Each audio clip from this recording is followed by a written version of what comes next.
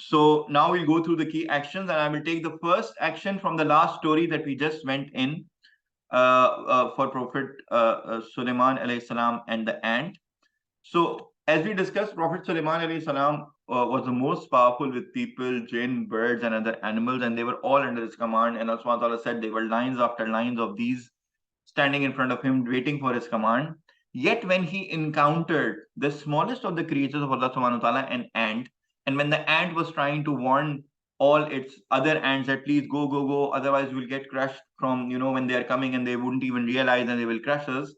The response of Sulaiman alayhi salam, the powerful king, was not to be arrogant and think of it, it's just an ant, and just trample over them and just go past over them. No, he humbles himself in front of Allah subhanahu wa ta'ala. He thanks Allah subhanahu wa ta'ala, and he he smiled at that ant which was trying to warn the other ants to run away from them so that they don't get killed and everything. So this is an amazing lesson of servant leadership, even that is used in the corporate world. Inshallah, when you guys will start to work, or those of you already work and those of you already know, it's about being humble. When Allah subhanahu wa ta'ala gives you responsibility for people, when you are being responsible for your household, for your family, for your work, for your team, for your whatever role that you get, you should always stay humble.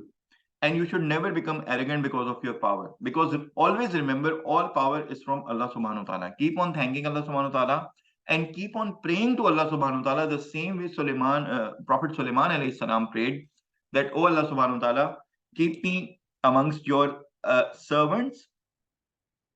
And he's first of all thanking, grant me the power that I may thank for your favor, that you have bestowed on me, on my parents, and I may do righteous deeds that will please you, and admit me by your mercy among your slaves, the righteousness, amongst the righteous. So this is the way we should thank Allah subhanahu wa ta'ala once we have gotten power, instead of becoming arrogant, and instead of becoming cruel to others or oppress others.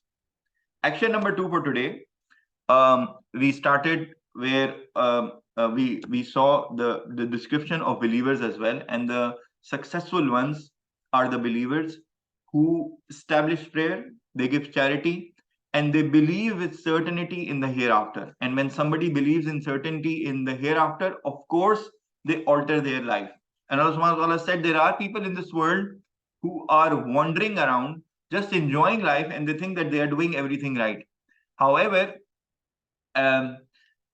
once we start to believe with certainty in the hereafter, it's very, very important, because that's the only way that we will follow the guidance and we will fix our worldly life, instead of just being enjoying this life. Which is why it is very, very important to understand the purpose of this life.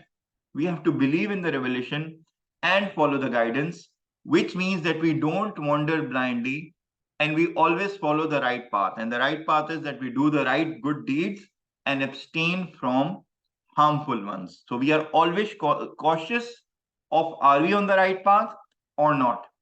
And if not, we correct our ways and we ask Allah subhanahu wa ta'ala for forgiveness and mercy. This marks the end of today's lesson. Are there any questions, any comments from any one of you? Alhamdulillah, we finished well on time. Okay. Subhanallahi wa bihamdihi, subhanakallahumma wa bihamdika, ashhadu an la ilaha illa anta, astaghfiruka wa atubu ilaik. Purity belongs to Allah and all praise be to Him. Purity belongs to you, O Allah, and all praise be to you. I bear witness that there is none worthy of worship besides you. I beg forgiveness from you and I repent before you. Inshallah, I will see you guys next week on our usual time, which is this class. Obviously, we did 2 hours earlier, but next week, inshallah, we'll be having the class on our usual time. Assalamu alaikum wa rahmatullahi wa barakatuh, my dear brothers.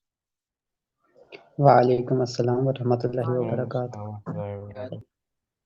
Jazakallah. Right.